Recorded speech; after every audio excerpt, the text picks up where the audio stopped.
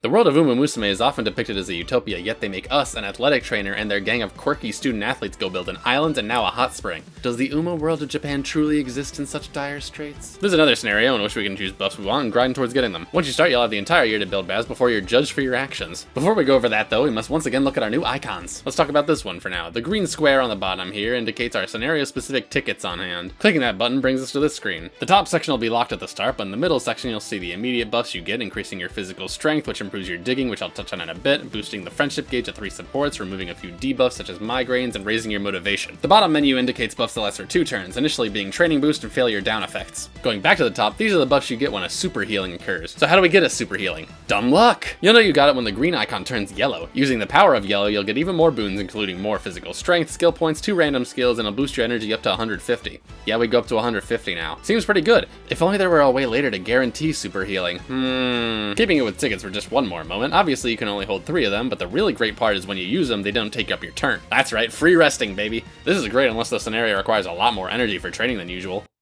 Uh-oh. Obviously, the question on your mind may be, wow, T. Gimlet, you've got a great whiskey-like voice, but when should I make sure I have tickets? The answer to that question is shockingly similar to the answer for Make a New Track, which is summer. Specifically, the 1st and 3rd days there. However, as opposed to Make a New Track, you should really save tickets for the URA finals as well, since you can and should use tickets before every race then. Depending on whether or not you brought the SSR friend card associated with this scenario, you'll also get anywhere between 1 and 2 tickets before those events start. You also want to make sure that you're not using tickets just before entering a race, since the training boost you get will be wasted since you'll be racing instead. In that same vein, you don't want to use a ticket a turn before the beach or URA finals because you won't get the maximum usage out of them. You also won't be able to use a ticket until after the effects of a previous ticket have worn off. Aside from saving for those, it doesn't hurt to use tickets when you're low on energy and or overflowing with tickets. The other question on your mind may be, wow, T. Gilmet, I'm really impressed with your in-depth knowledge of everything mankind has ever known, but how do I get tickets in the first place? Okay, forceful much. Simple. You can get tickets from such fantastic sources as doing PR events.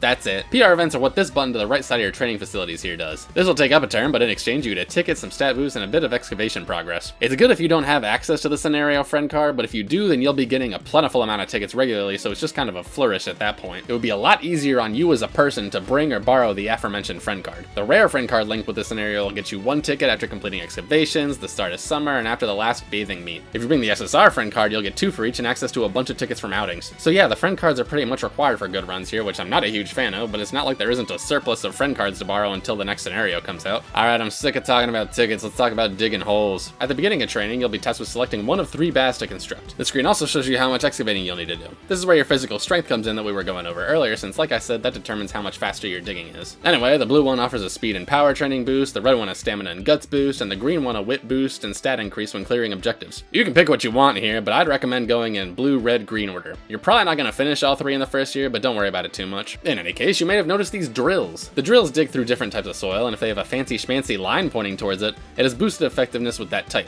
So it's almost always a good idea to just pick the one with the know-it-all line next to it. There's some unexplainable line hatred going on right now. Using these tools will also level them up. It's a good idea to try and level these up pretty evenly, but if you just hate sand that much, I can't stop you, although I may recommend hating rock just a little bit more since there's probably going to be more rock-shaped obstacles in the future. Eventually, you'll be met with the unspeakable horror of ground with 2 soil types in it, but you can only choose 1 drill. This is where I would either choose a drill that's behind level-wise or one that can cut through most of the layer quicker. Why don't we take a quick break and look at all the cool boosts you can get at the start of every year.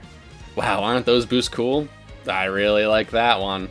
Whoa, can you believe those boosts? I sure can't. Alright, I've run out of nonsense to spout. It's quite simple to dig into the ground. Anything from training, resting, racing, and going on outings will dig into the ground more. So that is to say, literally anything will dig, but obviously training does so more than the other options. Once you get to the bottom of the bar, you'll have the boost from your particular bath construction permanently added to the effects you get when using a ticket. As long as you excavate enough, it'll be more than easy enough to reach the scenario's checkpoints at the end of each December. This will be your opportunity to rank up your hot spring and get more boosts. There are 5 different ranks depending on how many baths you manage to construct. For example, to reach the 2nd rank, you'll need to have 3 sources dug up, which includes the starting source, so 2 of the 3 starter baths will do. Naturally, the higher rank you get, the better boost you'll also end up getting. By reaching the 2nd rank, for example, you'll get a specialty rate up and skill hint effect during super healing. By reaching the final rank, by having 7 baths, including the secret hot spring of legends, you only get super healings.